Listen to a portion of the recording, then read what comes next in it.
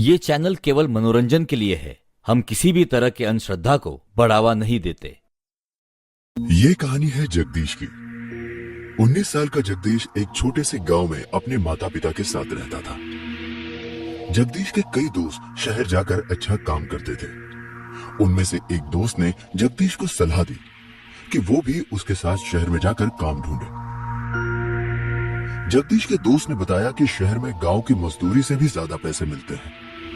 जगदीश को अपने दोस्त की बात सही लगी और वो उसके साथ शहर चला गया। जगदीश के दोस्त ने उसे एक जगह वॉचमैन की नौकरी दिलाई और ये जगह थी मुर्दा घर, वो भी नाइट शिफ्ट। जगदीश को इस बात से ज्यादा फर्क नहीं पड़ रहा था क्योंकि यहाँ पर उसे अच्छी खासी तनख्वाह मिल रही थी। जगदीश जानता था कि उसे कहीं और रात के 10 घंटे ड्यूटी करके इतनी अच्छी तनख्वाह नहीं मिलेगी। जगदीश का काम का पहला दिन था। जगदीश की ड्यूटी रात के 9 बजे से लेकर सुबह 7 बजे तक की थी। जगदीश ठीक 10 मिनट पहले वहां पहुंचा और वहां के मॉर्निंग शिफ्ट वाले वॉचमैन चाचा से मिला। उन्होंने जगदीश को देखते ही कहा, तो तुम आ गए नए वॉचमैन? तुम्हारी उम्र तो बहुत कम लगती है। कितने साल के हो तुम? चाचा जी, मैं 18 साल का हूँ। घर की हालत ठीक नहीं है, इसीलिए गांव से शहर पैसे कमाने के लिए आया हूँ। अच्छी बात है, पर तुम यहाँ नए हो इसलिए एक चेतावनी देना चाहूंगा। तुम्हारी ड्यूटी मुर्दा घर के बाहर है, इसीलिए सिर्फ बाहर ही ध्यान देना। अंदर क्या होता है क्या नहीं होता, कैसी आवाजें आती है, ये देखना तुम्हारा काम नहीं है।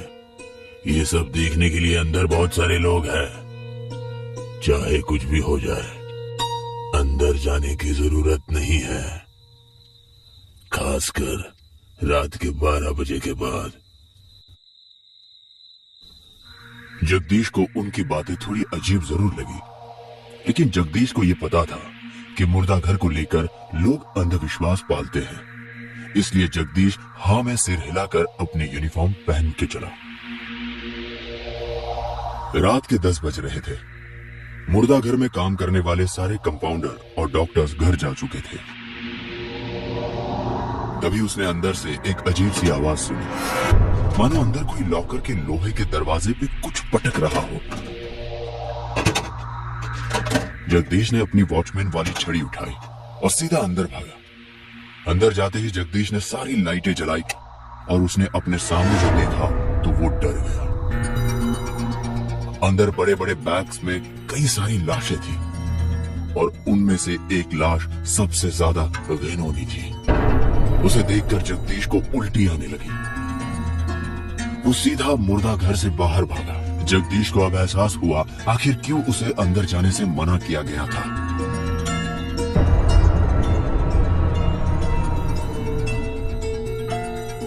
रात के ठीक 12 बज रहे थे। अब जगदीश को नींद आने लगी। जगदीश की आग लगी ही थी कि तभी उसने फिर से आवाज सुनी। इस बार जगदीश ने तय किया कि वो अंदर नहीं जाएगा, बल्कि बाहर से ही अंदर झांक कर देखेगा कि आखिर माजरा क्या है। जगदीश ने अपनी वॉचमैन वाली छड़ी उठाई और मुर्दाघर की खिड़कियों से अंदर झांकने लगा। अंदर झांकते ही जगदीश ने देखा कि एक आदमी मुर्दाघर के लॉकर को खोलकर उन लाशों के साथ कुछ कर रहा है। जगदीश ने उसे देखते ही आवाज उठाई, कौन हो तुम? अंदर क्या कर रहे हो? उस आदमी ने पलट कर नहीं देखा, बल्कि वो उसे अनसुना करके दूसरे लॉकर खोलने लगा। जगदीश भागते हुए अंदर गया और उसने उस आदमी का कॉलर पकड़ा। तब जगदीश ने देखा कि वो आदमी कोई और नहीं बल्कि वही सड़ी हुई लाश है, जिसे देखकर वो उल्टियां कर रहा था। जगदीश डर के मारे जोर से चिल्लाया। वो आदमी अजीब तरह से हंसते हुए उसकी तरफ बढ़ने लगा। जगदीश अपनी जान बचाने के लिए वही सर्जरी रूम के अंदर भागा और उसने उस रूम का दरवाजा अंदर से बंद कर लिया। जगदीश ने कांपते हुए अपने जेब से अपना फोन निकाला और उसके दोस्त को फोन किया। हेलो हेलो, मुझे बचाओ, ये लोग मुझे मार डालेंगे, मुझे बचाओ। हेलो हेलो हेलो ये लोग मुझे मार डालेंगे, मुझे बचाओ, हेलो हेलो हेलो। उसके दोस्त को पहले तो कुछ समझ में नहीं आया। उसने उसे शांत करते हुए उसके साथ क्या क्या हुआ ये पूछा, और जब जगदीश ने उसकी सारी बात बताई तो उसके दोस्त ने उसे उसी कमरे के अंदर रुककर उसका इंतजार करने को कहा। जगदीश ने फोन रखा ही था तभी कोई जोर से उस कमरे का दरवाजा खटखटाने लगा।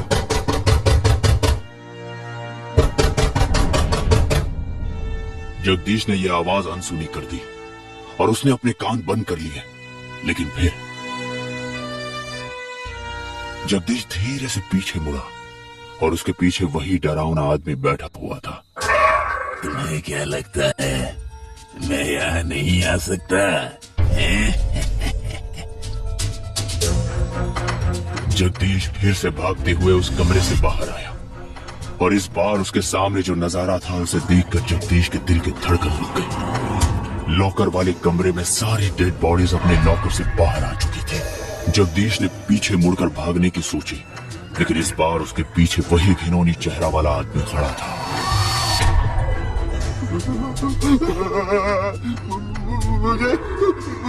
मुझे जाने दो, मुझे जाने दो यहाँ से, मुझे यहाँ से जाने दो, बचाओ। उन सब ने उसे चारों ओर से घेर लिया और जानवरों की तरह उस पर कूद पड़े।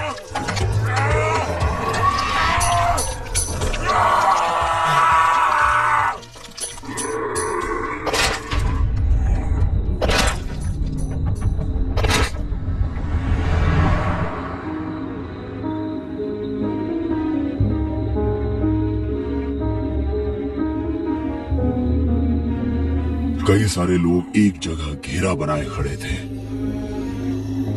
थोड़ी देर बाद जगदीश का दोस्त हांफते हुए वहां पहुंचा तो उसने देखा।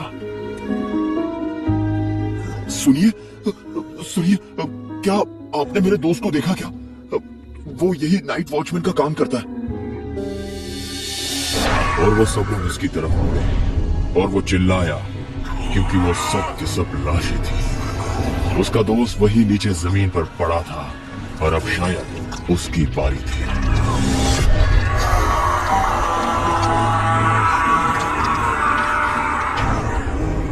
अगले दिन जब वहां पर काम करने वाले बाकी कर्मचारी पहुंचे तो उन्होंने देखा, अरे ये नया वॉचमैन कहाँ चला गया है? और ये क्या, ये सारे लॉकर्स किसने खुले छोड़ दिए? वो एक के बाद एक सारी लॉकर्स बंद कर रहा था। तभी उसने एक लॉकर्स के अंदर दो नई लाशें देखी। एक लाश थी जगदीश की और दूसरी लाश थी उसके दोस्त की, जो कई हिस्सों में कटी हुई थी। अरे अरे साहब, ये वॉचमैन तो मर गया।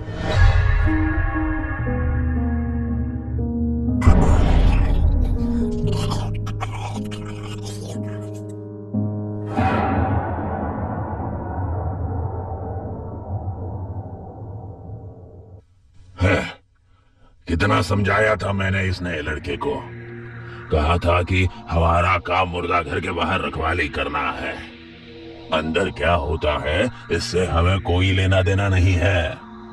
पर आजकल के बच्चे हमारी बात समझते कहाँ है। आखिर क्या था उस मुर्दा घर का राज?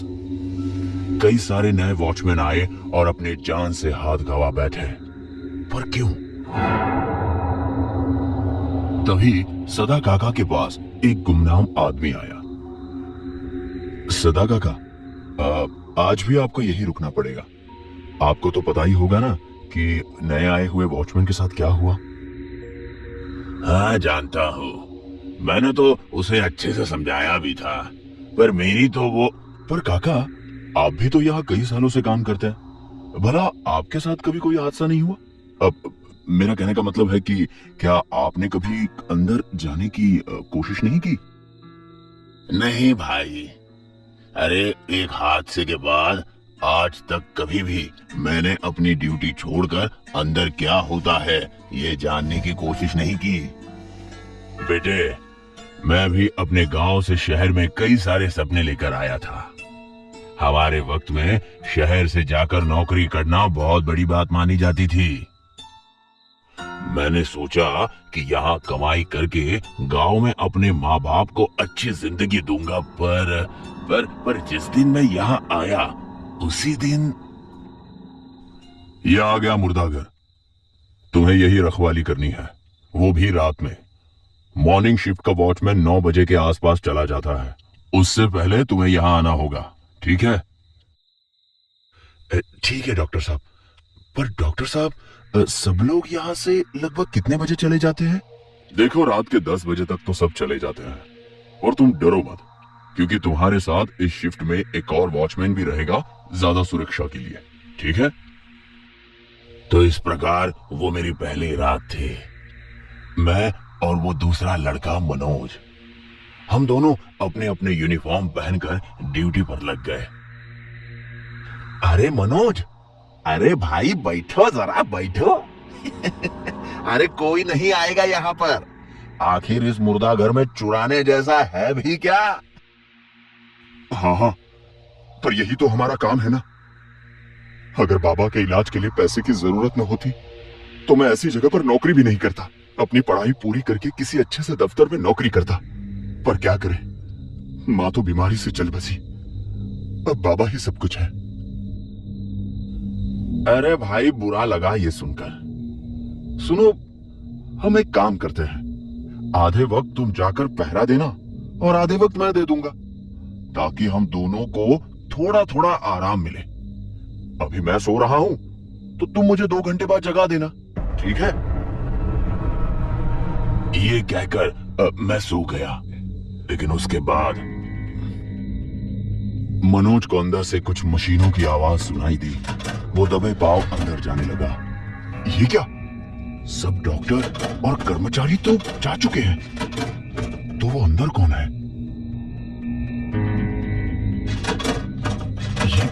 ये आवाज तो सर्जरी रूम से आ रही है। मुझे जाकर देखना चाहिए।